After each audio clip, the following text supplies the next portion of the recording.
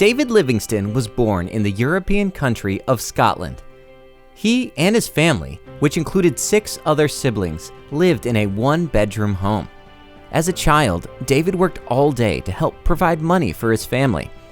At night and on weekends, he studied for school. David loved to learn. He especially enjoyed learning about other places and countries. David was an explorer at heart. To some, David's life might seem difficult, but he loved God and knew God had a plan for his life.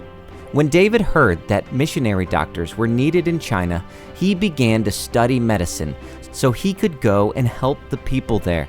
He wanted people everywhere to know about God and his son Jesus too. War broke out in China before David was able to make it there.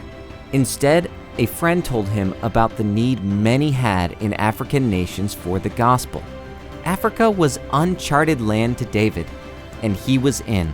As soon as David arrived in the country of South Africa, he couldn't resist his desire to explore. David began traveling to parts of Africa no European had gone before. He wanted to take the gospel to areas where it had never been. David made many amazing discoveries during his travels.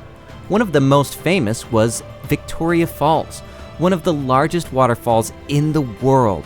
He also discovered that many people in Africa were being sold unwillingly as slaves.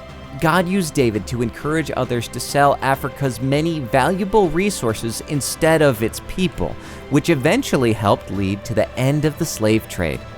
It wasn't an easy job, but David was familiar with hard work.